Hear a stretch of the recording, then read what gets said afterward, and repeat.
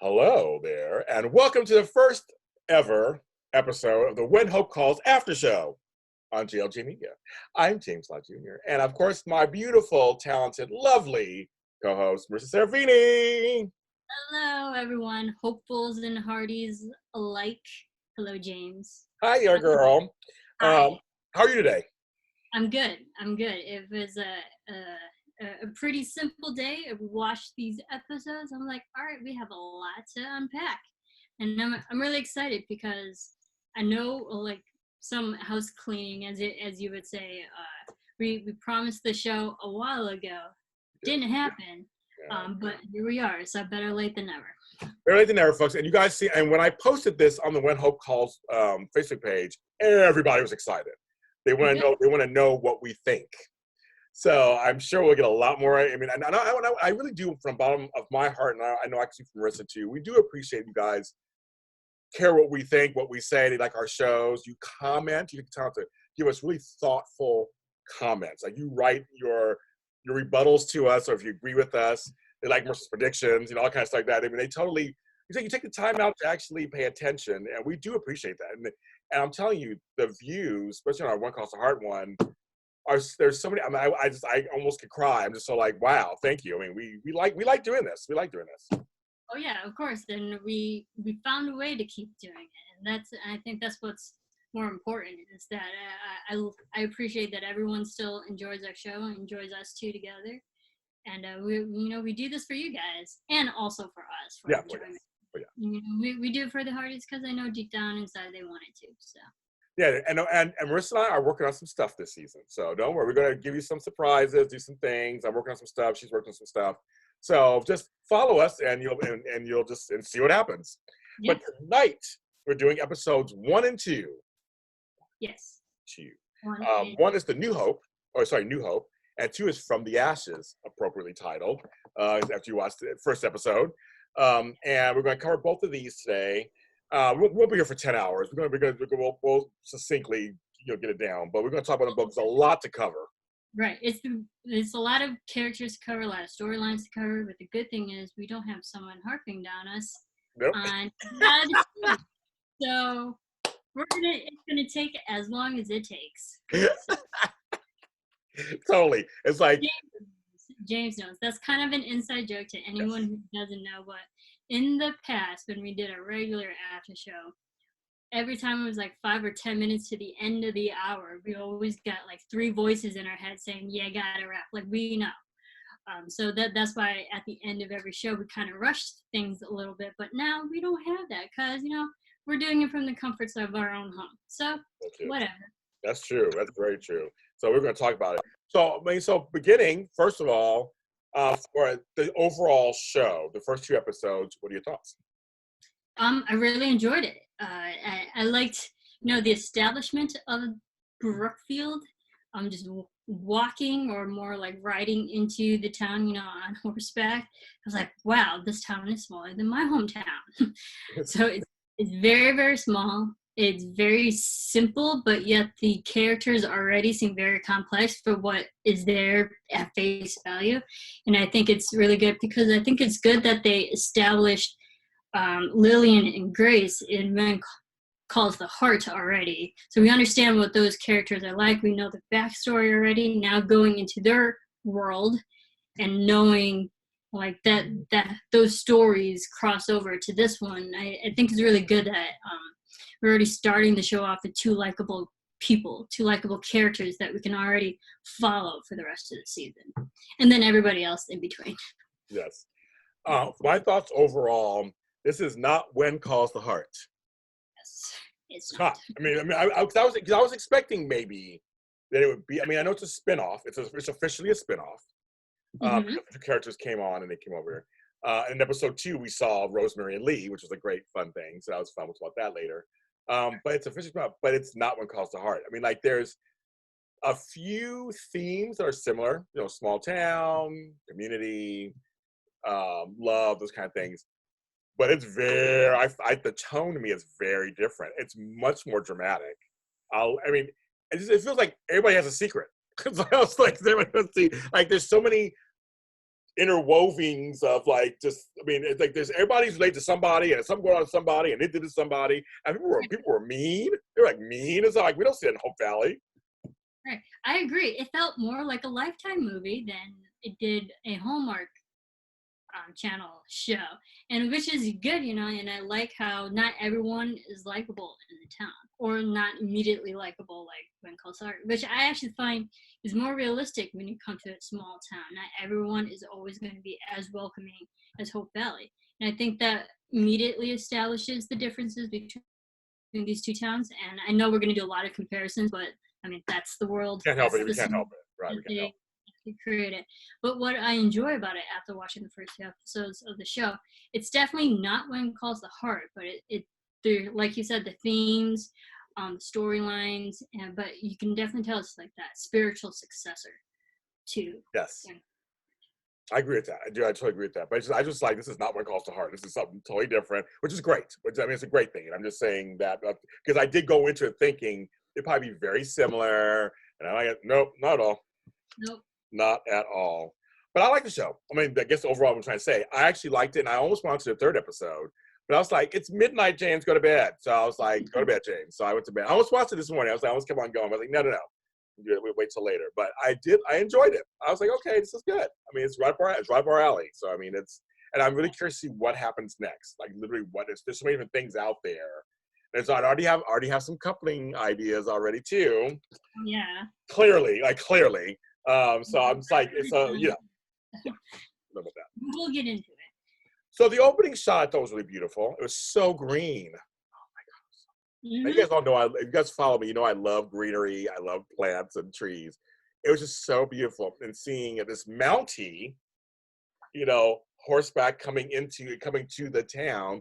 We found later he's Gabriel Kinslow, but we don't know who he is at first. He's coming to the town. And it was like, that was a great, they showed us that shot. And I was thinking about you, Marisa, because you knew all the production stuff. I thought it's like, that's a really interesting shot of a vantage point of seeing the town. And it's very small. It's very small. I mean, it's like way smaller than Hope Valley. I was like, what kind of town is this? I mean, the buildings are very, very, and I'm not harping on the production design. No. Like, buildings are just oddly placed. There's like 5, 6 main buildings just there. It looked like someone started building a Minecraft town and they just stopped. You know, it was like the beginning of like any world building kind of game. I'm like, okay, someone started on level 1 of building that town. So I guess you can say it's like it started very basic, but it has room to grow. Yeah. In a sense. And I like it. I like how basic it is because it's not about the actual town, it's about the people. Yeah, that's just simplification. And it's Brookfield, folks. We haven't just say the town's Brookfield, and so it's there. And you saw they had a general store next to an infirmary. We see this hotel that you guys just went up. A couple of empty buildings were there, and then we saw other things. So small town, you know. And then we see, you know, the girls arrive. You know, they not arrive, but they've been there for a couple of months, or once there for a couple of months. But you get to see them with 2 of the kids, Sophia, and we didn't know the other kid's name until later, but it was Sophia was the first girl in that. And that's one thing about the show. Like they unveiled who they were along the way. Like you may not know their names at first, and they find out later what their names are. That was a really interesting choice to do. Yeah, and we found it out through the other people. They're like, oh, hi, Grace. Oh, hi, Lillian. You know, I'm like, oh yeah, that's their names. That's their name, exactly. Well, we get a very sense in the very beginning. Already shade in the very beginning with Right. Mr. Stewart and Lillian. Like cold, man. She's. I mean, if there could have been ice coming out of her veins, it would have. I mean, just like, that look was like when she rode up, got on, she just looked at her, and she gave her the stare and then walked on. Tea. Mm-hmm. And I love Wendy Crewson, so I'm like actually really excited to watch her. But to see her be such a, I don't want to say dislikable because we don't know her character all that well yet, but I'm like her not being as welcoming as we normally see her play her characters and stuff. I was like, oh, all right, it's a different type of character. Well, you know, it's funny. Later on, I know I'll say this now. I don't care later on, but they had a fire or whatever. I thought when I saw her do this, a few other scenes, I'm thinking, okay, she's the villainess. That's what I'm thinking. She's kind of like they're setting her up to be the villainess. But then we saw the softer side when Lillian, collapsed and they brought her out from the fire, and she was holding her. It was like, Mhm. oh. And then we were exchanged with Grace, which about that too in a second. It was like, oh, there's something kind of, she kind of smiled, like there's something there. But I see they're trying to set her up as a villainess, which I thought was an interesting choice. It wasn't a male, it's a female that's being the villainess this time.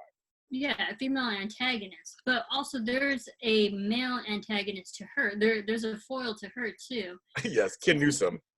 Yeah, but which I think is really good that the main the main antagonist is a female, because that's just a twist on the 21st century, what we're expected now. Mhm. But we're back then, where you kind of, not gonna lie, expect the males to be an antagonist, not a female. I think it's cool. I thought it was really cool. Sorry, folks, that my hair is a mess. I was trying to do this, but I'm like, man, I'll show you. I'll show you. You guys are my family. I'll show you, but I don't want to really have it on camera. Never seen you wear a hat, James. What? I don't think I've ever seen you wear a You've hat. never seen me wear a hat. Never. That's how bad it is right now. I can't get it to shape anywhere. It's like it's in an in-between stage. So Marisa's seeing me in a hat for the first time. I don't wear hats normally. Blame the humidity. It's hot out. That's what it is too. So I mean, it's the humidity. My hair is poofing. Yeah. So we got to see a little piece of that, but then we saw more like meanness when Grace goes to the general store because we want to make Sophia a dress. She go out to her dress and get some vegetables or whatever, get some stuff. Mm-hmm. And we meet Joe. He's a nice guy. He kind of owns I love it. Joe. Yeah. I'm just gonna say this right off the bat. Out of this entire town, Joe is like the most sensible, the most practical, and the most personable out of everybody. Yeah, yes. Not counting the two girls, obviously, Yeah. but out of everybody else, like Joe is the more approachable one, more likable. He's kind of like connected to everybody. I like him. I hope he has good relents this show. But we get some more meanness. I was just like, what am I watching at first? I was like, what am I watching? This is so on Hallmark Channel. So we got more meanness. My Auntie Pearl shows up here. She's like, I was like, a black woman. It's crazy. Yeah. But she's the gossip, apparently. So I wrote that down too. I was like, all right, Pearl is now the Florence Molly. She is this show's Teen Flo. Yes, she is completely. And so she starts running her mouth about Grace and Lily and all those orphan people, all orphan kids. And it was really interesting to see. I mean, obviously, like you said, you were adopted. So it's kind of funny, this whole thing about you don't know where they're coming from, and it's been kind of weird, and what kind of influence they have on the kids because they don't have regular parents. Like all this, I feel bad for the kids and everything, and Grace overhears it. Right. Well, and first of all, that's a very small town, so what goes in one ear is going to go out like 50 other ears and 50 other mouths in that town. So word travels fast. And second of all, I was like, who are you? You would say those things about animals, like a stray cat or a stray dog. Right. When people have apprehension about adopting pets, they're not people. These are kids. They're kids. You don't know how they're going to end up. Like, and I'm sure they didn't control what happened to them and their families. So I was like, first of all, I can understand your judgmental, small-minded views in that small town. I'm like, these are children you're talking about. Like, it was a little too mean off the bat for a character we don't know. I know, she was so mean. It was so mean. I was like, wow, they're really showing us the town ain't accepting them right away. Right, there's a lot of prejudices going on. Oh my goodness, they're completely. But then we get a cute moment. And that's Miss Lillian carrying a bag of, I guess it's rice or something. And we see the Mountie, Gabriel Kinslow, start talking to her. Like, you need help. It was a cute moment. It was cute about how you need help. And the bag was leaking and he helps her. And I was like, oh, couple number one. Couple number one right there. I saw chemistry. You see chemistry? Absolutely. Absolutely. And I was like, yep, they're already cute. I'm already for it. This is like the first meet cute of the show, so yeah, we love meet cutes. And I like Gabriel because he came in, and he's a new character to us, but everyone else in the town knows him. Little did we know that he was actually returning. Yes. So he already has history with that town. Yes. Something happened to him. We'll find out more. And that's the name of this show. This episode, something happened to everybody. There's something going. I mean, there's a whole bunch of past stuff going on, and we don't even know about. I mean, we have a whole season to figure this out. Now that actor is Ryan. I've seen him in stuff before, haven't I? I've seen him in something, right? He looks familiar. Probably. Yeah, he looks familiar. Yeah. The actor. But he's the Mountie. He's the constable. You know, so of the town, and he's back. He's back. He's back, folks. And so we have that. So and Apollo the horse. I love horses. We have Apollo. I love it. We get to meet Ronnie. Later, we found he's a steward. So that's one main family in the town. It's a steward family. So that's something we get to know there. And he's putting up the sign for the Royal Brookfield Hotel, which I had to laugh because Joe's like, they don't know what, because he put it up there, but there's no like day or time to go to it. And then later he had to paint the day and time. I thought that was kind of funny. Is it 1? Is it 7? And I thought that was really funny because it shows like he's the guy who likes to plan big things, but he doesn't think of all the small details, which makes him likable. So like he's somewhat aloof, but like it's endearing. Yes. That kind of not all quite there, but his heart is. I like that they inject a little humor. That's kind of like, we had some meanness, and also we had some little humor. We had meanness, a meet cute, humor. Okay, that's When Calls The Heart. We got some stuff going on. Like, that's how that works. That's how Hallmark does. Like, I was good about that. I kept thinking about, God, nowadays when I make a mistake on a flyer, I just change the flyer. You know, I'm like, back then they had like actually think about what they had to do. Yeah, paint it. Yes, everything. Now we finally see the house where the orphanage is. Beautiful. I was like, wow, I'd love to have that house. It's beautiful. It's Lillian's old house. We find out later. We meet Eleanor. Like her already. That's my girl. Love her already. No nonsense. They're working for the house. She was making food or whatever. I like her already. But then we had the sweet part. Because now we're getting the backstory of Lillian and Grace. We know they found each other later. Grace is the one who was sent away, obviously, and we found him later. Grace, right? Yeah, Lillian was the one who grew up there, and then Grace is the one who was. I think she was great. Lillian was 7, Grace was 5. Then we find out on the show, and they were separated. And then Grace looked for her, and I guess they found her. But Lillian grew up in this town, so, and there's a mystery there too, obviously. We find out. But Grace sees the growth chart, Lillian's growth chart on the wall. We all have them. My grandkids have them on theirs. I have them when I was a kid. We have the growth things. And it really got her a little sad and got her thinking a little bit. And Lillian, who loves her sister, senses it. I love that. We had to talk about that.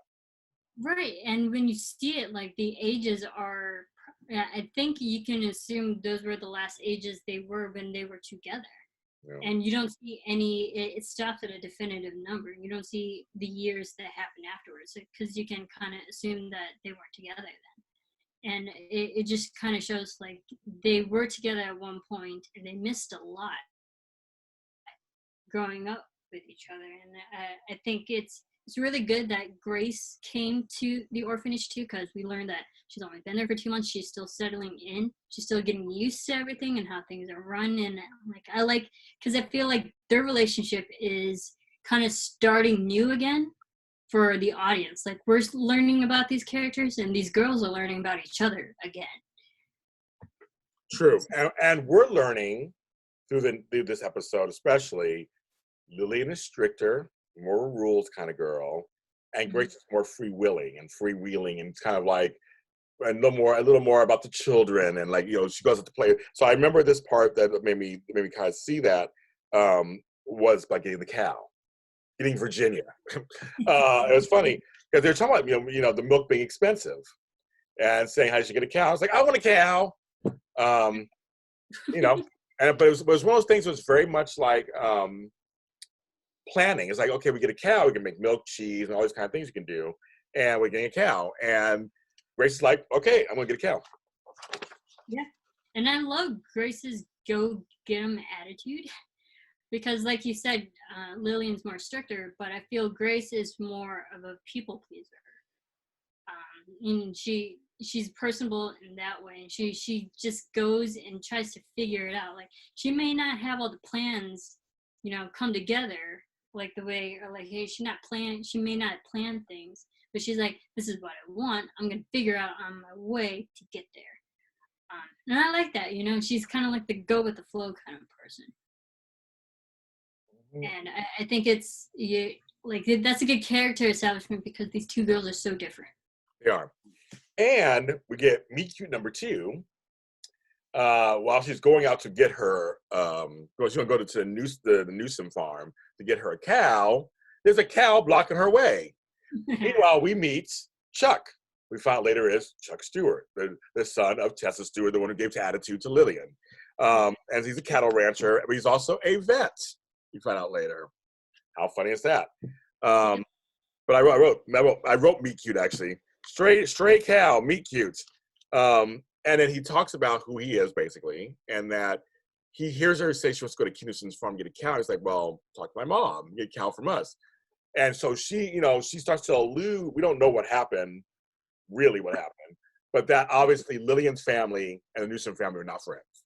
I mean, obviously Chuck and Lillian got along fine, probably growing up, but like she's not any good graces we saw earlier with Miss Newsom, maybe Miss Stewart. So, but he advises her, you go just ask anyway. I'll talk to her, go talk to her, just stay strong and go talk to her. That scene, I love that scene. I love it because she's the kind of person who doesn't let anyone sway her. When she has a mission, she's gonna go figure it out. Mm-hmm. But it also shows that not everyone likes the Stewarts. It's not just her. It's like there's a lot of people in town that don't like the Stewart family. So it makes me think like maybe it's not the people, maybe it's the Stewarts. If someone doesn't like to play with you, maybe you should look at yourself. Maybe you're the problem. So I think Stewarts have a big issue that we have yet to figure out what's wrong with them. It's a family issue. Yeah. This has been established that has been going on for years, aka maybe generations, but we don't know. Stewarts are up to something. They are. And what we find out is though, because the next scene, a couple scenes later, we meet Ken Newsom. And he's going off on Tess. And Chuck and Daniel, we find his name is Daniel later, so, head foreman there. They kind of break it up, whatever, like what's going on. He's accusing her of stealing his cattle, basically. This was very Australia, if you've ever seen the movie. Oh, funny. I didn't see it. Okay, I heard of it. In Baz Luhrmann's Australia. Yeah, I've heard of it. The main 75% storyline. Oh, wow. Watch it. It's great. Hugh Jackman, Nicole Kidman, you can't go wrong. It's very Australia in that sense, stealing cattle and selling it as your own livestock. And I was like, okay, yeah, that actually does happen with farmers and stuff. But if we don't know who this Newsom guy is either, and he seems just very accusatory. So, but I don't like him either. So I can't tell who's good and who's bad, who's right and who's wrong in this situation. We really from what we've seen for the first 15 minutes with these characters, I don't like either of the families. I actually agree with you. They've been, I don't know, is it lesser of two evils? Are they both evils? Is it evil versus evil? I don't, same here. He's not likable either. It's I want to root for him if she's doing something wrong, but I'm like, you seem a little wrong too somewhere. I don't know what's going on either. Exactly. So I don't know, if you want to make me choose sides, I really can't choose who's right and who's wrong. Same here. And then it's Grace versus Mrs. Stewart in the stable. And I love that Grace just pulls it together and she's just like, okay, I got $8.85. I want this cow right here. Mm-hmm. And she's like, I usually 12. I'll go to 11. No, 85. Okay, bye. And then she's like, I'll go to Ken Newsom. And you can see that Tess was like, oh, this little girl's trying me. Okay, go ahead and try me. Okay. And she kind of smiled a couple of times at her and then tried to school her a little bit. It was like, before you bluff, make sure you believe it yourself before you try to bluff somebody. And then she goes, well, I'll go to Ken, I guess, or whatever. It's like she kind of bluffed her a little bit, but not in a way. But it was like for a moment there, I felt like it was a little admiration. They're like, okay, girl, you really are. I appreciate your gumption and your audacity. And I like that too with Grace. We're like, all right, she's very street smart. She's very witty in that sense, and she can think quick on her feet. And I like that because she's like, yeah, I mean, Marisa might not sell it to me, but either way, he'll like the money that I'll give to him and not you. So like I liked how she still played Tess Stewart in that sense. Like if you're not going to give me your cow, I'm going to give it to your competitor, no matter what the price. And do you want him to win? Because at the end of the day, he's the one who got the money, no matter how much it was. And I like that. That was very like, all right, Grace, good for you. Comes over the cow. We got a cow. Yeah. And named Virginia, thanks to Mary Louise, who's a funny little girl character. She's fun. She's like hard, go get 'em girl, and she's what? Not even 10. You're right. I like her, but she's in Virginia. But they think the cow isn't doing anything at first. It's like nothing's happening. But see, I saw chemistry at the meet cute with the stray cow. But I really saw chemistry between Chuck and Grace when he came back. The banter, the nervousness, the longing stares. We found he's a veterinarian. The cow has a bad tooth. That was a giant tooth, though. When he threw the tooth out, I was like, I think it's giant. It's huge. Well, I never looked at cow teeth, so I don't know how big they are, but I was like, that's pretty big. Right. Well, when a cow is in pain, maybe he can't give milk like he's supposed to. So, right. Have you ever milked a cow? I have. It's not easy. It's not easy to make. You have to kind of roll. You have to hold it a certain way and kind of squeeze and roll. You have to do it at a certain angle. Yes. Certain angle, and it's an art form. Not gonna lie. I agree. I totally agree. It was not easy. But I appreciate anyone who runs a dairy farm. Oh, I do. I grew up pretty close to one, like only a mile away from one. But I like that because cows. That I think that Virginia cow is gonna play a big part in that orphanage. You know how like when Calls The Heart has the dog, Rip, who like did nothing but look cute. I think that's going to be the same thing with Virginia. It's a cow. It's there. It's important, but doesn't really do anything for a storyline. I think that's what Virginia's going to be. I totally agree with that. I agree. So that's going on. So you got a cow. Meanwhile, Gabe's getting settled. Joe brings some stuff over for him. So we see a jail. We see inside. He's kind of, and see again another mystery thing. Mm-hmm. Joe goes, well, the hero returns, and he's like, I'm not a hero. So something went down again. Something went down that he must have left because of. I'm assuming possibly. And well, there was a line where they said, he was healing. Like he took some time to heal. Yeah. So it makes me think like he did something heroic, put himself in danger, in the line of danger, got himself hurt. He had to go away to heal and recuperate, and now he's back. But he did something heroic enough to stop him and put him on like a sabbatical. Whatever that is.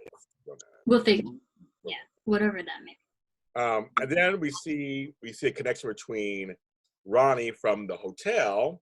That he's a steward because when him and Tess start talking, well, when you were married to my brother, I was like, okay, so they're related. They're in-laws. So related. So like there's steward families out there. And they say these two lines. Ronnie's like, I wonder what does Gabe know? And she goes, I'm not worried about that. I'm worried about what he will find out. Right. Another mystery. Is he the son of her? Who knows? I don't know. I was going into like already storylines I could write into, and it was like, are they actually closer related than they think? Who knows? Well, then Tess goes to see Gabe, of course. You guys just got to check in on him. It's like, kind of get some feelers out there. And there's mentioning of, he says, the bank robber behind bars, and I'm on the right side of the earth or dirt, the ground. He's on the side of the ground. I'm like, exactly. He put himself in harm's way. He almost died. He got hurt instead and recuperated. So something happened. I don't know what, but something. And then I wrote, there are black folks at this party. Anyway, so there's a grand opening party that happens. I was like, it's very diverse in here. I'm like, wow. I'm like, okay. Oh my God, and that what? I still don't see my peeps there. Yeah, there's no Asians. What happened? I was like, No no Asians. way. No I Asians. was texting when I was watching. I was like, well, at least you get your folks. You still don't have mine. I have yours. Like, come on, folks. Leave some Asians in there, please. They were on the railroad and stuff. They're doing things. They were here. They're there. They're here. They're there, Add them in there. Right. You know. But I had to laugh because that ice sculpture thing earlier, when they showed that ice sculpture and it was done, it was the jankiest thing. It was crazy. I couldn't stop laughing. Ronnie tried to do. And that's like he attempts, he has the heart. The execution may not be there. He has the heart. He has the heart. Yeah. But again, the town is cold to the ladies and the kids. Totally cold towards them. Just talking smack in front of them. I'm like, right in front of them. I know. I was like, wow. First of all, who's this lady talking to her saving husband 5 feet in front of the children? You can smack her. I know. That was uncalled for. That was so rude. Rude. But then here we go. I was like, cold. Ugh. Yeah, I didn't like that. Now here is another piece of a puzzle. Obviously, we don't know anything. Lillian talks to Mrs. Stewart. Goes up to her. Mm-hmm. You know who would have liked this party? My husband. But because of your father, he doesn't want it. Ooh, I was like, so her dad, her husband, something went down. We know the dad's dead. I mean, we know he's dead. Right. Something went down. Down. Maybe. Well, I don't want to get into predictions. Yeah. I'm just like trying storylines that could. Obviously, it happened with the earlier generation. Something happened between the fathers. Yes. So she's holding Lily and her family accountable. Yeah. And she's bitter about it. Oh, well, she's a little salty. Yeah. She's bitter. So I was just like, wow. So we're getting all these layers of stuff. So I'm like, so does Gabe know? Your father said to my husband. I mean, it's just stuff everywhere, stuff going on everywhere. But then, and another cutesy thing, Gabe goes see Lillian, and about to have a cute moment when fire! Oh man, there's a big fire too. That was a big fire. Right? There's a fire already in this show. Again, it's like, this is not what Calls the Heart. This is something totally different. I was like, okay, they're going right into the drama. And that fire was like, I mean, it was something else. And then, so Grace takes all the kids to the orphanage. Even gossipy Pearl gives her daughter to her to take. If I give her daughter something, just go with them. She was reluctant at first, but Pearl was like, no, this is the best thing for my daughter. All right, go with the children. She was reluctant. She was reluctant. She was. And Lillian stayed to fight. They all fight. Yeah. Which is, our strong women. That's what we have, our strong women. For her, she tried to do something. I think it was good for Lillian to, because she's more established in that town, that it would make sense that her character would do whatever she can to help whoever and whomever. I like that. I think it also would have been nice I know Grace was with the children, but I think if had they switched them, Grace was the one who stayed back and helped, I think that would have helped Grace's just establish her presence within that community and get people to, respect her a little bit more now that she really tried to help people. She's part of that town, but nevertheless, Grace was doing her own important things for the children too. So and so we had two different things going on. So we had Grace trying to calm the children down. They were scared because it made sense. That fire was like a big fire. I mean, it was really big. And I've been in a fire before. It's not fun. It happens that fast. And so I say that because all of a sudden it jumps over to the hotel to that sign. Yeah. The sign catches on fire. After all that, the sign catches on fire. I kind of chuckled a little bit, but I was like that poor sign. Didn't stand a chance. And so that's what they had to say. They're like, that thing is too far gone. Let's try to save the hotel. Because the next thing, they're all on top of each other. Hotel went down. The next, it just would have been the whole town would have burnt down. They get a water wagon. I'm like, how are they going to do that? They had to get a water wagon. I'm like, ooh, that was crazy. Fire. They needed a water wagon. But yeah. I'm glad that Joe was like, no, let's let's move on to the next, because it's about now just controlling rather than fighting it. Now they're just controlling it, and I like Yeah. that. And I mean, we're out here in LA. We witness all these Yeah. wildfires and what people do. So I think like at that point he knew it was long gone. It's about like saving lives, saving buildings. I was so sad for him. It was really sad for him to watch it burn down. I've been at stores. I see my house burn down. I've seen that, but it's not fun. And he handled it pretty. Not to jump ahead, but like he was pretty much a champ about it. Yeah. If I had lost all my belongings and my business, my livelihood in a fire, I'd be a little bit more distraught than he was. Well, the person who did, I was distraught than he was. I was upset, and then after a while, you learn it's stuff. I've learned that it's just stuff. When you think about it, after all, I'm alive. You learn it's stuff. I went through it before, and it's not a fun thing. And actually, it was the 12th anniversary this last week since I had been in a fire. So it was. I never forget. I'll never forget it. I have none of my childhood stuff. It's all there's. I got all in flames, so I understand that. So I mean, so the thing is, there's a Dr. Wilson in there, and so Lillian. I was like, Lillian, don't do this. And she runs inside to save him. So once again, the women, they're just strong. They just get it done. But as trying to save him, gets him out. She gets hit by a beam and she collapses. Yeah. Like drama already. I was like, already. Well, so I was watching this. I was like, why? I mean, it's a medical bag. I'm sure it's full of important medical supplies. But when that beam fell, I immediately thought, I was like, she's going to be okay. Oh, yeah.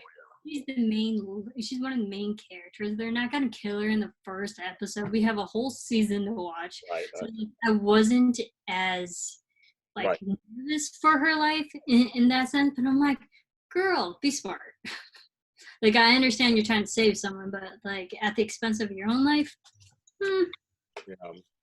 I just thought it was interesting the drama was happening that fast. Well, of course she survives. I mean, that's when they survive.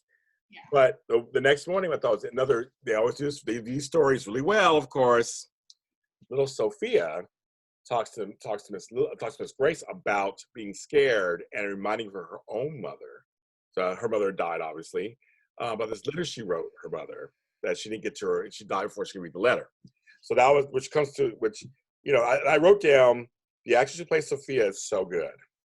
I wrote that down. I thought she was so good. I loved this storyline for the second, because now we're in the second episode. But I'd have to say this storyline was the one that got me choked up. Me too. The storyline was the one I was like, okay, I can watch the rest of this show now. It's so good. I mean, obviously we're gonna watch the show, but like this storyline solidified. I was like, yeah, this is a good storyline. Get more stories like this, you have me for the rest of the season. Yeah, so it was. I know. I read it. Oh, you got a snort out of me. That is hilarious. No, I mean it's good. But no, that's what I said. I wrote it's really good. I mean, I did write Sophia. Actually, it's really good. I'm sorry I don't know her name yet. The real actress' name, the kid's name, but she's the little actress is really good in that scene. And Tess is a little shaken. She's a little shaken, but she's okay. And Gabe's suspicious, which leads to the second episode. The girls feed the town, which is kind of nice because they have milk and everything now. Pearl softens a little bit.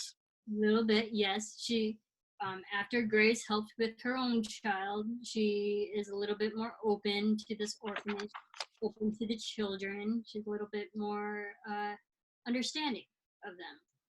Yes. I think it's good.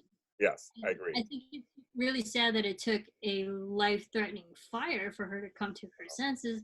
But hey, if it got her to be more open to these people, whatever works.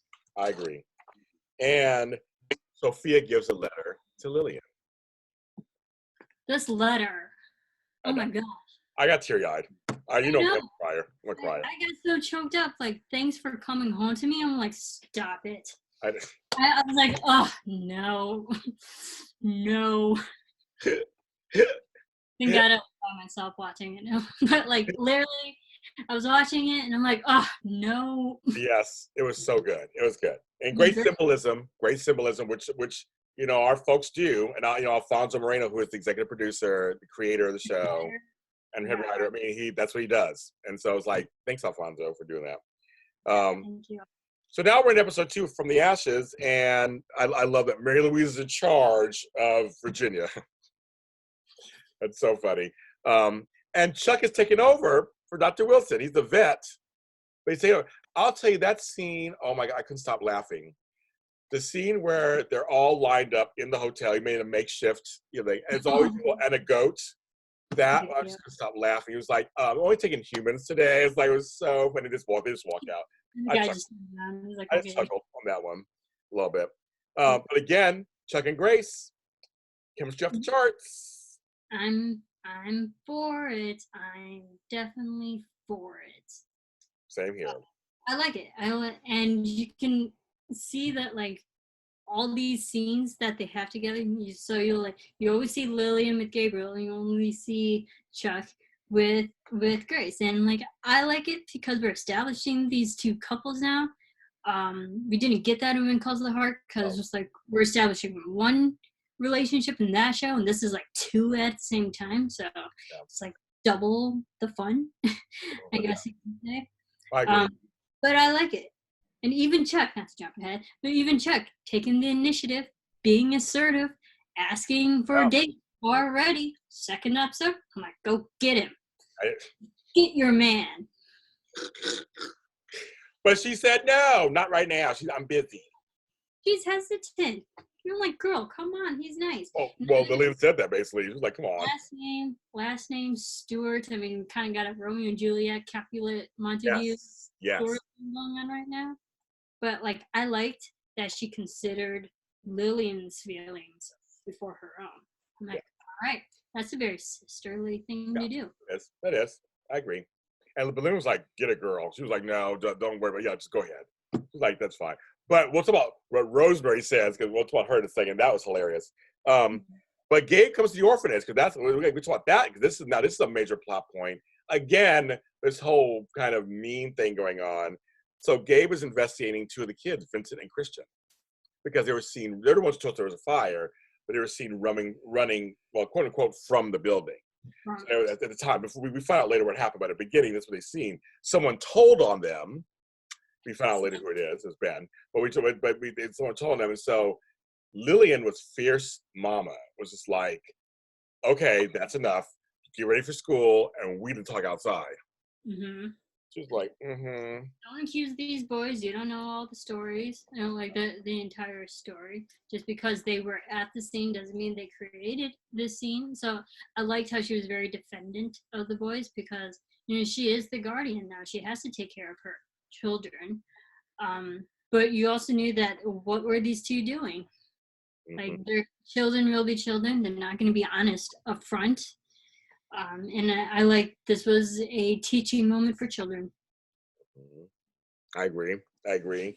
And so basically they said that they were on the boardwalk playing, whatever, and they saw fire. But we could tell they were hiding. Again, they're hiding something. At the time, we didn't know what it was, but I'm like, now the kids are hiding something? Like, does everybody have a secret? Like, is nobody telling the truth? I was like, okay, it's interesting. So they're hiding a secret, but I like that Lillian was defending them. So that was a thing too. He switched to Joe. Poor Joe. The aftermath. I call it the aftermath. His store's gone, and he's like looking around, and the actor again. I don't know his name yet either. I'm gonna learn all these names and actor stuff. I'm gonna get there. It's all new. He used to do a great job conveying just kind of the sadness of it all. It's like, wow, that's okay. That's kind of, and then feeling discouraged. And then seeing the fruit guy right nearby. Right. I was like, dang. Like, he just rolled up in there, just like, like, he's like, well, I guess he won't miss me or something. He said something like that on the show. I was like, dang. Yeah, I was like, well, business is good for him, which makes me think that he create the fire just so his own personal business can flourish, and Joe's doesn't. Aha! I figured it out already. And then our couple comes to town. It's like a breath of fresh air. I just kept Rosemary Coulter. I kept thinking of you. I was like, James is gonna love this episode. And I did. I did. Everybody knows how I feel about Rosemary and about Pascal Hutton. You know how I feel about that. So I was just like, there they are, being their full Lee and Rosemary-ness. They were just completely just like rolled up the lumber. Right, and they were so good. They were so the Rosemary and Lee that we already know now in this town. I'm like, they're the exact same people that we know and love.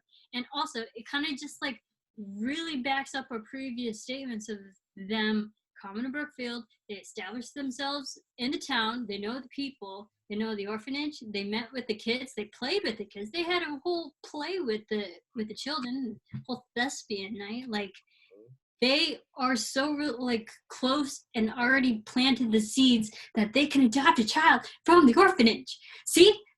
Yes, see? It works. They know them. It would work too. It would work. Get a child. Get a child.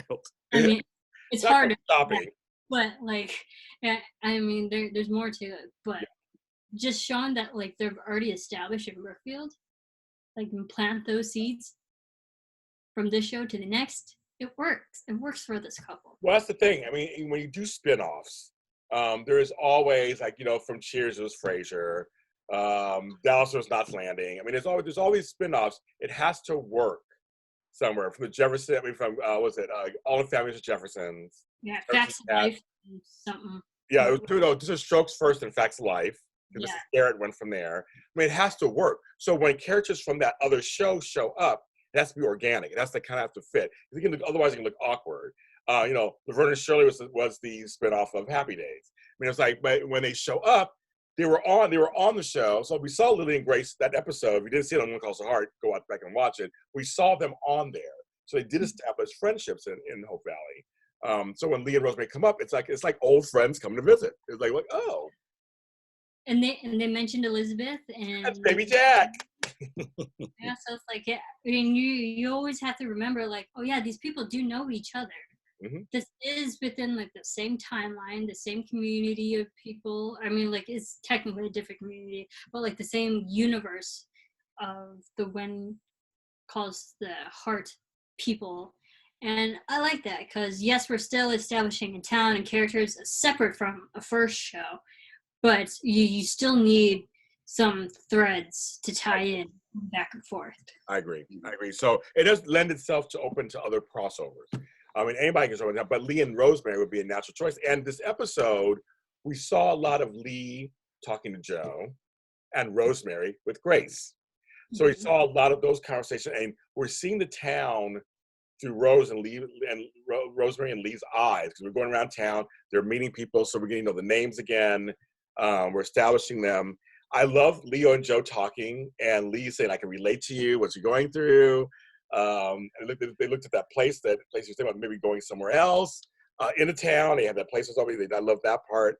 And this Rosemary and Lee together is so funny. They were just so being themselves. I won't forget the lumber part, they're doing the lumber and stuff, and they were all this work. And Rosemary walks up with the drinks.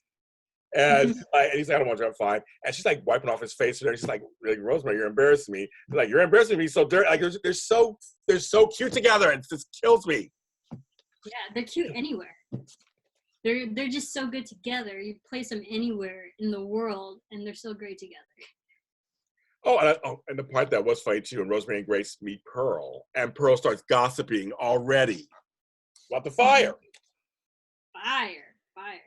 About the fire. Oh man, Pearl girl, she needs to check herself. Yes, she does. But then we get an English woman who arrives, Maggie Parsons. So why English, I wonder? Right. That's the choice. Why English when that accent is so awful? I mean, no offense to that actress. If she really is English in real life, I don't know. I should have looked it up. But I love it. That's a terrible accent.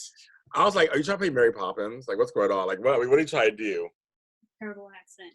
But I love it. But she's here. Besides that, I like her.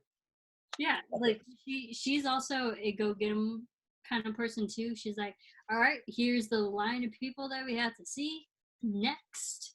But she's also very helpful too. Yes. He was helping that one patient with the foot. Well, Daniel, do we see chemistry between those two? Or yeah. I think so. I saw. I saw it.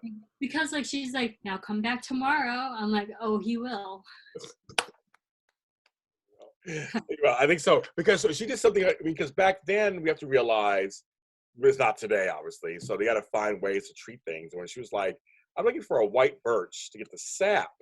It's good for inflammation." I was like, I guess they had to do that kind of stuff back then. They had to figure it out. I mean, it's like there wasn't like a pill for this, and a pill for that, and a shot for this. They had to go out and really figure things out. Right, very homeopathic.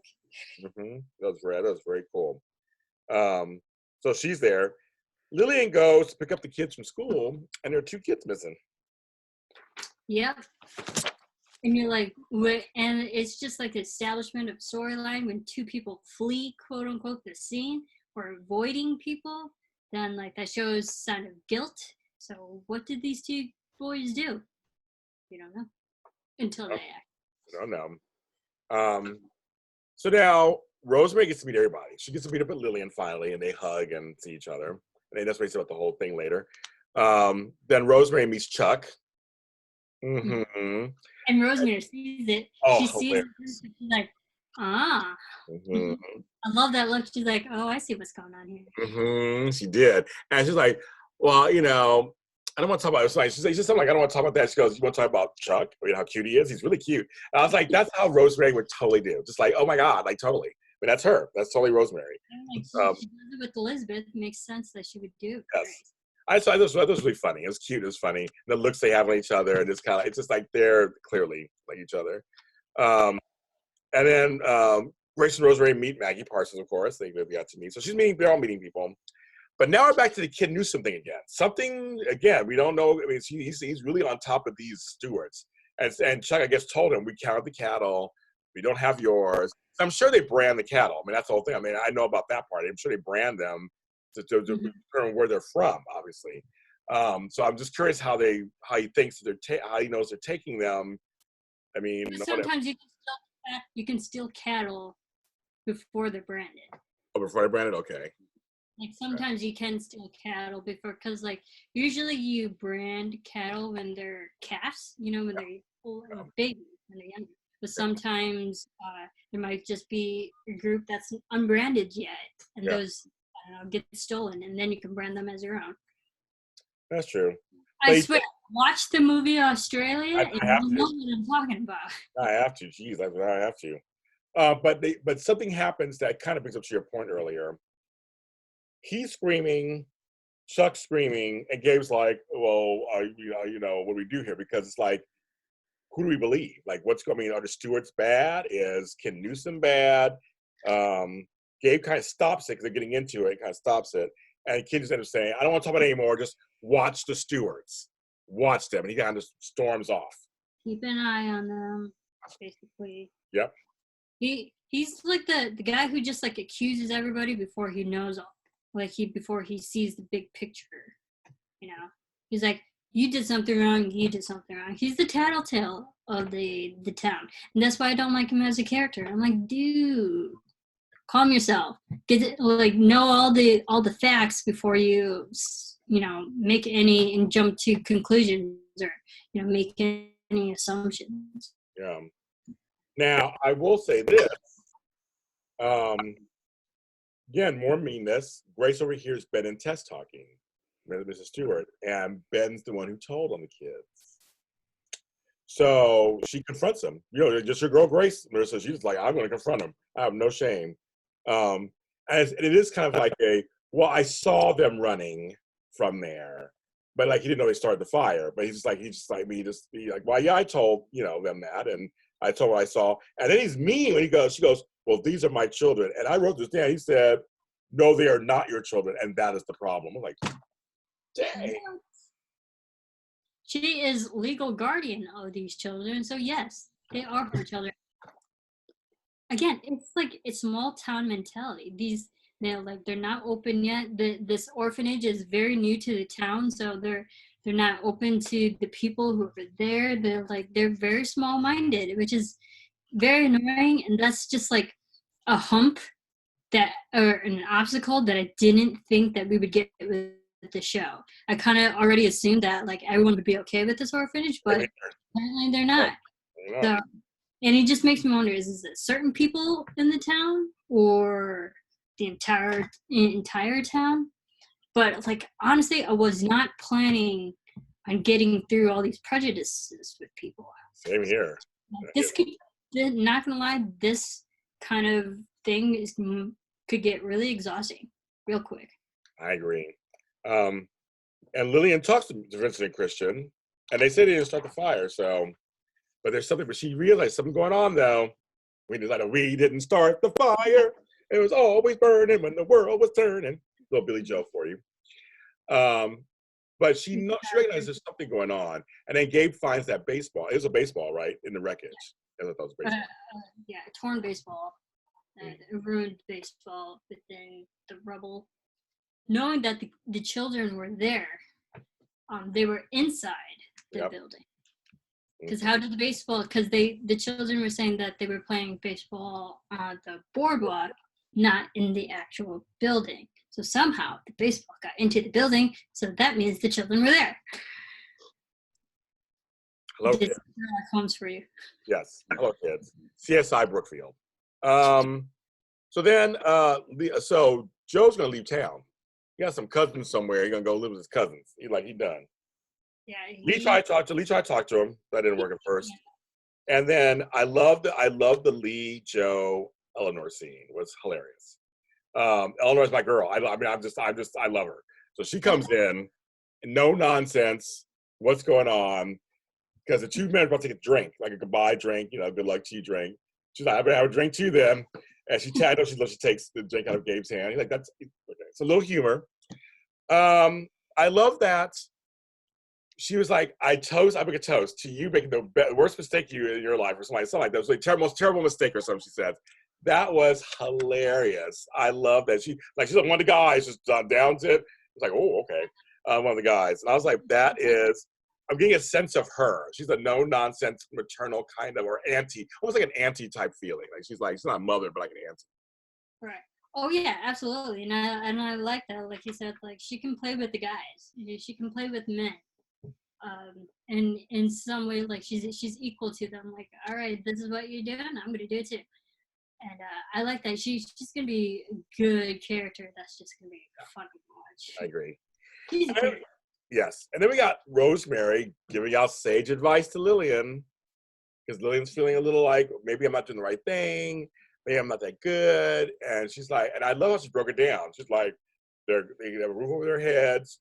They're eating, you're doing a great job. It's not easy, but you're doing a great job. They're alive. They're cared for. They're lush and love. Because it's like food and love. Yeah. Like, you're good, girl. And I love that pep talk. And Lillian probably needed to hear that. That was great. So the lesson with Joe from Eleanor is that family. You kept saying, well, my family, go to my family. My family. She's going, oh, okay. Like, she's like, oh, so you don't have family here, family. I love the way she played it towards the end when we see what happens at the end. But it's like, by a little bit, she's like, oh, okay. Like, oh, you don't think you have family here? Like she's going to start planning. Like, I'm going to show you. And that is a When Calls The Heart theme. The town is family. Town is definitely family. I'll show you. You do have people here who love you. I already loved Joe, and we've only seen him for 42 minutes, or like more like 9.5 now. But I'm like, he's a good guy. He's lovable. He's very personable. The town obviously doesn't want him to leave, and neither do I. So, and I think it's good that it takes someone like Eleanor to tell him, because she's not afraid to, where other people might be hesitant to be like, don't go. No, Eleanor's going to be like, you're being a fool. Yeah. She's no nonsense. And I love the fact that at the end, the town surprises him before he leaves and basically sets up a makeshift general store. There's a few items. They all donated some items. It's not full yet, but it's a start. I love that Joe got teary-eyed. He started hugging everybody. I was like, oh, I didn't expect that either from him. It was like, oh, that's kind of sweet. So he liked the gesture, and it's like, you have family here too. We're your family. Like, hello. That's always the lesson. Sometimes you have to find your family, so to speak, and we make our families sometimes. And I love that lesson in that story. That was a great lesson. And that was a very When Calls the Heart, When Hope Calls theme that like if someone you love is leaving, you're gonna find any way to keep them to stay or like get them to stay. And that was like people already just banding together to get this guy to stay. I'm like, all right, I like it. Not everyone in this town is dislikable. Yeah. Yes. And we got to see a little glimpse of Lee and Rosemary at the hotel. That's a lot of kids. They're like, that's a lot of kids. They were like, we are tired. It was so funny. I was like, oh, they're so cute. I love them. They're great, and you notice how great they are with the children. Even Rosemary was like, they're adorable. I was like, yes, love these children because one of them's gonna be yours. That's gonna be her theme. I'm putting it out there. I'm like, I'm really for Rosemary adopting. Season 8. I now really don't want to see her pregnant because we've seen 1.5 million people pregnant on the screen. I think it would hit so much harder and have a bigger impact if Rosemary and Lee adopted. Okay. It would. I'll take it. I mean, I have no problem with that. I'll take it. No problem whatsoever. Yeah. So the boys run off. So it's time for a chase. These kids are running off. And Lily and Grace go out there. And what's funny is they realized that they were holding something back. And the whole thing was they wanted to see the skeleton that was at Dr. Wilson's office. They went inside and heard the cattle ranchers next door talking, apparently, and glass breaking.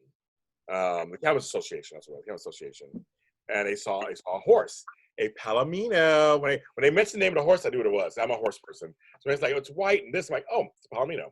And it was. And that's when they ran out. They got caught. They didn't start the fire, but they were in there being mischievous and they ran out. And that was Lillian's thing. It was like, and Grace had explained to Lillian, when I was in the orphanage, you had to be tough. There's things you didn't always give yourself freely and know you could give yourself freely to where we live with. And Lillian now has an understanding that sometimes it's the kids. They're not used to it. And she should provide love and safety for them to talk. But sometimes the kids are not used to that. And so Grace was a good counterpoint to like give her some insight on that, I thought. That was really good. That was that one there. Oh yeah. So they tell Gabe, so hey, the boys go talk to Gabe, to go in there and talk to him and show up, and he appreciated that, showing them, right from wrong. Right. Be honest. Like earlier when Lee showed them how to do the pump, fix the pump.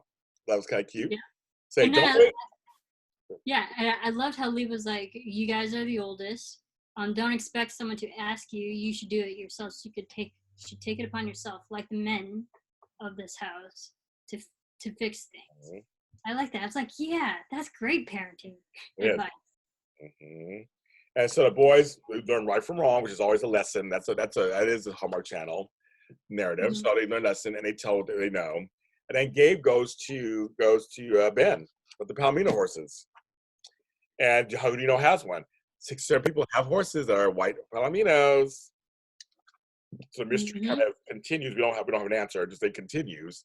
I guess there'll be a theme for part of the season or the whole season. Who started the fire? I guess. Well, and they were now it looks like they're pointing towards Stewart's. Stewart's has the Palomino. Yes. Right? Yes. Mm-hmm. So we're like, I don't think Tess would do it because Tess seems like she's already well established financially. Like she already runs a successful business. Why take out another business? So I think that's just pure coincidence. Like she also owns a Palomino, but why would she do it? She doesn't have the motivation to do it. Yeah. The guy who was doing the farmer's market, selling the fruits right next to that place so openly without any qualms, like he has more motivation because now his produce and personal business is flourishing when the town business went down. Yep, agree. And Grace and Tess have a stare down. I was like, dang, that little stare. Another comment. She ain't liking those sisters. Yeah, she's cold. She is cold. Time for Rosemary and Lee to leave. I was sad. Wanted them to stay for 3 episodes. They had to leave. They were cute. They went off. And then Ben goes to Tess. As we're talking about, she gets a Palomino and goes to, and the way they speak in kind of coding, kind of like, where it was very like, so you told him about me? Well, among other people. He's like, yeah, but among other people. It's like, kind of like, okay, letting you know what's going on. And we just don't, she's shady. We don't know what's going on. But is she shady? I don't know. I'm like, I want to like her, kind of. And then I'm like, I don't know, I should like her. I'm confused with Mrs. Stewart. I'm confused. Right, but also Mrs. Stewart was at the party, or like was at the grand opening. So it just makes you wonder, like, she obviously didn't do it. I mean, she might have hired people to do it, but she was at the grand opening when the fire happened. Yeah. So she has an alibi. Yes, she does. I also, I'm just trying to think, why would she do it? She doesn't have motivation. Right. I don't know. So, but she just seems shady. That was like they were looking shady. By her looks and everything, they were looking shady. So like, I don't know either, Marisa. I'm like, what's going on? Right. It's like there's so many mysteries going on there. There's so many mysteries. Yeah, I mean, well, which is good for the second episode. There's already a lot of questions going on. Right.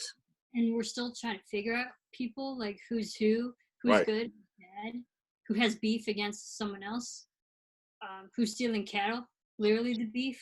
So yeah, the beef is being. Where's the beef? Where's the beef? Where's the beef? You guys old enough to know that one. Right, those commercials. But it's really interesting that and basically, I mean, it just ends with the girls talking about Chuck and life and giving each other sisterly advice. I I like that it ended with them kind of. It was a couple episodes of craziness, and it's back to them. That's who we should be watching this whole season, is how they navigate through this town. So I thought it was a great choice to have it end on that. There was no big huge cliffhanger, just like this ends on them. You know, like she likes Chuck and she's a little nervous. And so I guess that's understandable. And she said because of the whole Stewart connection. Right.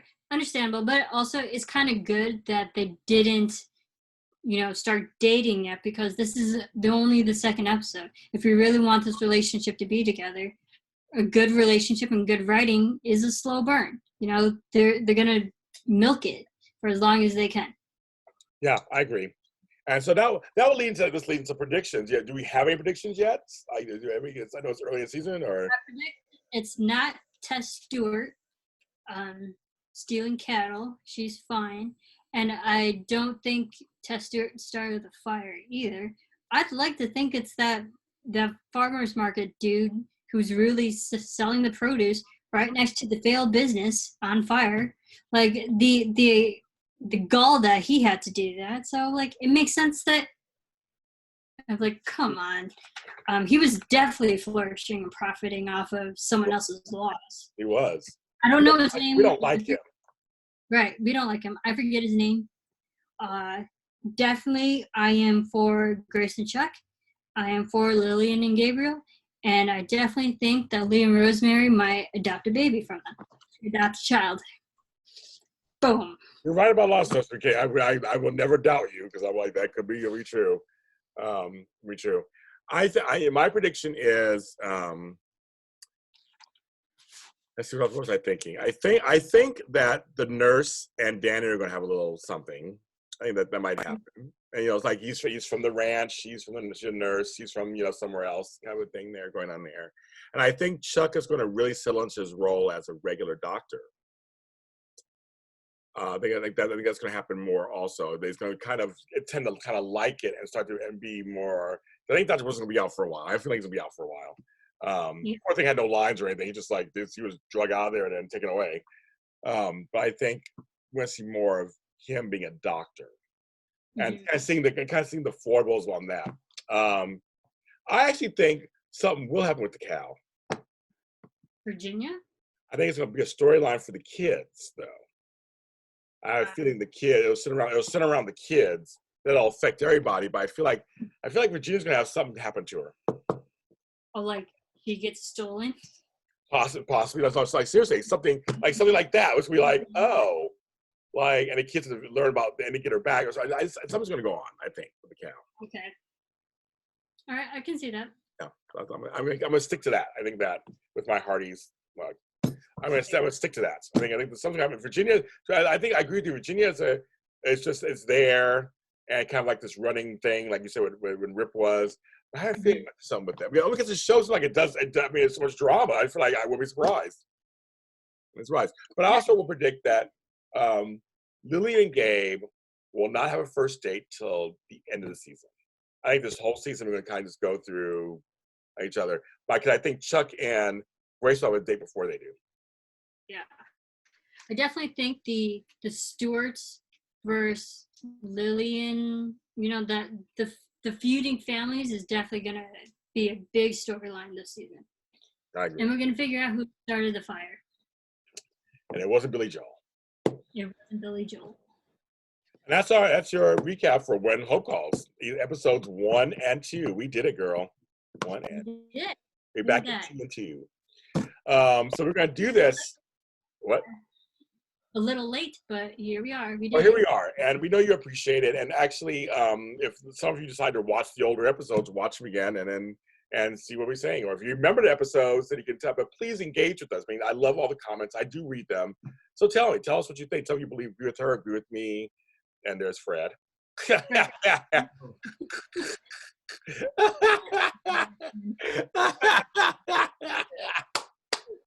like talking to you. I'm like, I see something over here. What's going on over there? Yeah. This is Life at Home, folks. He's giving her an exclusive. What is it, Marisa? Just kidding. I'm just kidding. Yeah. It's like he's handing you a news piece or something. He's heading to Walmart. Ask you what you want. Walmart gets better. Thanks, baby. Target is better. No Walmart. Better. He's laughing. That's funny. This is real life, kids. This is real life, folks. But anyways, we're actually gonna wrap up the show because I have something I have to do too. But I'm so glad we did this show, Marisa. I mean, again, following Marissa's lead, I'm just following my Lady Boss Queen, and I was like, I like the show. I'm actually looking forward to the next couple episodes to see what happens. I like it. I like the characters, even though the ones that are dislikable still are interesting enough to be like, okay, why are you the way that you are? So they're mysterious enough for me to still keep following them, even though they're like unlikable. We still want to know more about them. I think it's good. We've already established like who's who in the town. Now it's like what's what, really. Who's who? What's what? It'll be fun to watch. It'll definitely be fun to watch. So yeah, everyone comment, and also just like I haven't seen the show, so try not to spoil too much for us. We're trying to enjoy it in real time, like you guys did. Good point. Again, we're late to this, so here we are. Yeah, good point. Yeah, good point. And folks, I know that the finale is this Sunday, right? Or did it happen? No, it happened already. It happened already, right? Okay, so that don't say, well, the end has this happened because you're excited. I don't people get excited. Don't tell us in your comments. Season 1's already complete. It's in the bag. It's in the books. Yeah, and this is why we're doing it. But alas, we haven't seen it all, so don't spoil it for us. Don't spoil it for us. We're only up to episode 2, so talk about up to episode 2. No spoilers. No spoilers. Yeah, right. So, that's a good point. Marisa Serafini, tell folks where they can find you. Everyone can follow me at Serafini TV and hashtag More Hope Valley. And do you have any new videos coming out soon? Yes. Good. Okay, one is in the works. People ask. Let's yes. make sure. One is in the works. Yes, one is in the works. It's a sad one. Don't know when it'll be finished because as of today, I'm back in the employment world. So I'm working again from home. So all my editing will be focused on actual work editing. So we'll see when I actually finish it. Yes. I'll let you know. Obviously, I'll let you know. Yeah, you guys are family. I'll let you know. Yeah. And you can follow me. We're all James Lott Jr. is sold at James Lott Jr. and all social media platforms. James Lott Jr. everywhere. And this is on YouTube at JLJ Media. And it's also on the audio side of things under JLJ Media too. And it's on every streaming service you can think of. So pass it along to everybody who watches When Hope Calls or fans of ours and wants to listen to us talk. Pass it on to them. Again, we love the engagement. Hit the like button, share the views. thank you in advance to the When Hope Calls Facebook page, the administrators there who allow us to post this on there. Thank you so much. We really appreciate it. And everybody, take care and try to stay safe and sane during this time period. Yeah.